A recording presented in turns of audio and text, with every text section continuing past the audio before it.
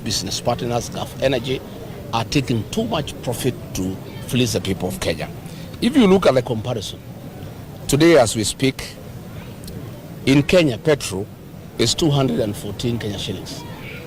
Diesel is 243 Kenya shillings. Our neighbors here in Uganda, who bring their fuel through Kenya from Mombasa by road, which means their fuel is supposed to be higher than Kenya's.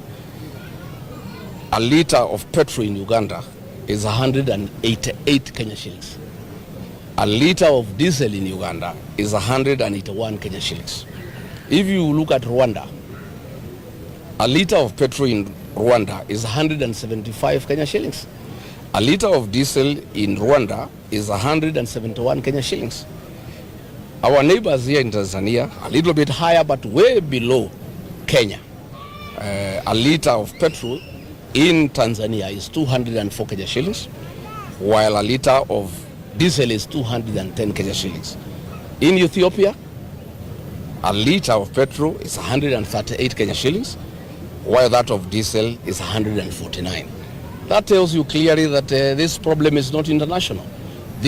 Our neighbors are getting fuel from the same source, and their fuel is supposed to be cheaper than ours because their fuel comes through Kenya, and they have to pay extra money to get tankers from Mombasa through Nairobi to Kampala, through Nairobi to Rwanda.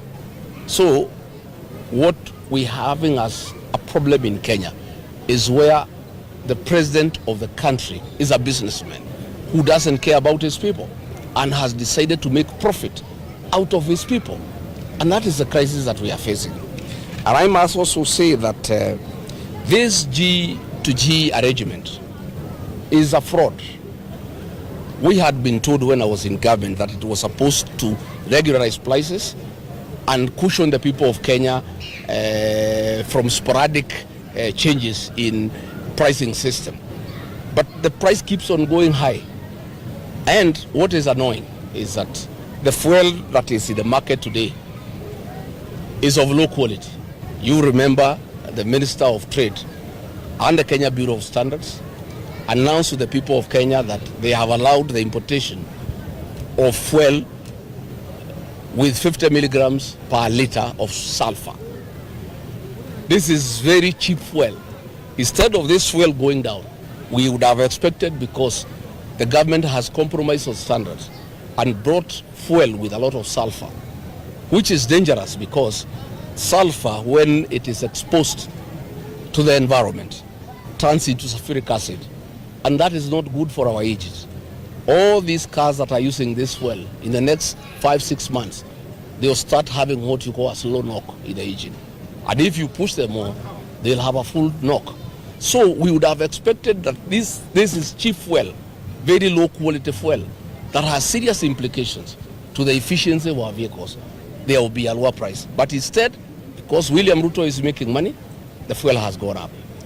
I have received information that this profit that the president and his partners are making from increased fuel prices has been used to purchase tallow oil in Turkana at $120 million US. And that is approximately 15.6 billion Kenya shillings.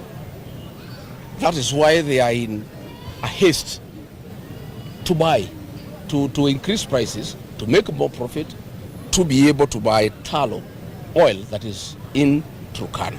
And we have also been told, and we have confirmed, that Gulf Energy have created a fake debt with the owners, with the previous owners, who were forced to sell tallow oil to William Ruto and his partners. They were literally forced out of the country. They created a fake debt of $2.5 billion US. And the arrangement is that once this fuel goes to the market, 1 barrel of oil from Turkana will go for $100. And $85 out of that $100 will go towards paying this fake debt. We are left with $15. Those $15, the national government will take 60%, the county government of Turkana will take 40%. There is nothing for the community. There's nothing for the Turkana people. I am tonight urging the people of Turkana to say no. The way the people of Ilikoromani in Kakamega refused their gold to be extracted without their consent, without them gaining, without them being stakeholders. The people of Turkana cannot allow William Ruto and Gulf Energy to take their oil and give them nothing. This oil they were given free by God to help them improve their lives. This oil in Turkana is sufficient. The proceeds from that oil is sufficient to transform lives, to build schools, to build roads, to connect electricity, to get water for domestic purposes, water for animals, and water for irrigation. In fact, the proceeds from this oil can change Turkana to be like Dubai, which would be a high area of food production using technology and other modern farming techniques that will be funded from the money from this oil. The people of Turkana cannot allow William Ruto and Gulf Energy to rob them, to steal their God-given natural resource, oil, and leave them with nothing. That is something that they must be able to do. So as I depart, I have discussed with my colleagues, and we are saying this situation cannot be allowed to happen. Fred Matiang'i and Kalonzo Musyoka were away in Kisii for a funeral. Eugene Wamalwa was away in Kakamega for a petition because of Malava by-election. And since I'm leaving, we could not be able to have a meeting. We have agreed we'll have a Zoom meeting tomorrow so that we agree on the way forward, because we cannot allow this situation. William Ruto, through unreasonable taxation, theft of public funds, have impoverished payslip holders. He has raided the payslip. Payslip holders have nothing. Now this fuel increase now is going to cripple business people. It is targeting the transport sector. It's targeting the manufacturing sector. It is targeting consumers. Prices of food will go up. Prices of consumer items will go up. This situation cannot be allowed to continue. So we are going to have a discussion tomorrow, and because of the crisis that we have, because of the pressure that I have received from the people of Kenya, I was supposed to go for 1 month in the United Kingdom for a series of activities, but I have no other way. I have to cut short. I will not be long. I will take 5 to 6 days. I must come back, because we cannot leave the country when the people of Kenya are in trouble, when the people of Kenya are struggling, when people of Kenya cannot move, when prices of fare is going to be hiked. I must be able to come and do what I need to do. It's my civic duty to be able to fight for the people of Kenya. Much as I would have wanted to go to the UK to market my party, the DCP, to be able to have party activities and other things that I had lined up, I'll only be able to go for a week, and then I'll have to come back so that I join my colleagues, so that we consult the people of Kenya and we decide what to do. If we have to take to the streets, so be it. If we have to say, let the transport sector stop until these matters are addressed, we must do so. And we told William Ruto, remove VAT to 0. He has refused. We told him, take away 7 shillings of the fuel levy that you loaded, that you are using to borrow money. He has refused. We have asked him to surrender the profit he is making from the G2G arrangement, and he has refused. So where we have reached, we simply have to force him. It has reached a point that we are talking to a stone.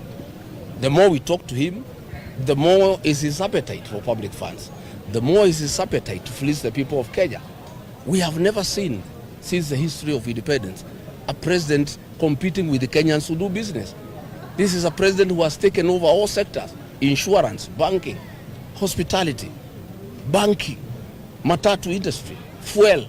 He is in every business, and businessmen are suffering because he has a very serious advantage, because he is in charge of policy, and he is making policies that are giving him an advantage to compete with the other people of Kenya. So this is very sad, and that is what I wanted to say.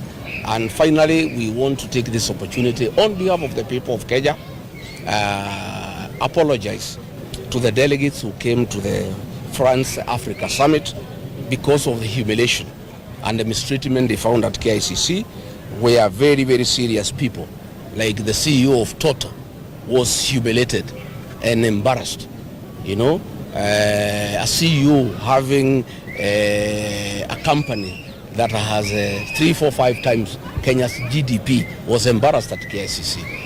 And government had not been any arrangements. There is no protocol, there is nothing. So our country is embarrassed internationally. And you know what is happening, why we have a big problem with the protocol. When President William took over, there were very serious protocol officers who have a lot of experience, who were working under President Uhuru Kenyatta. And he had a problem with them simply because of where they come from. And he removed them. And there is no problem by removing people you are uncomfortable with, but you replace them with professionals. Instead of replacing them with professionals, the chief government receptionist was a waiter who used to serve us with tea called Chebet when he was deputy president. She is the chief government receptionist, a waiter who was serving us tea at the current residence. She is called Chebet from his community, and she's a relative. That is why the whole protocol is in shambles. We are so embarrassed as a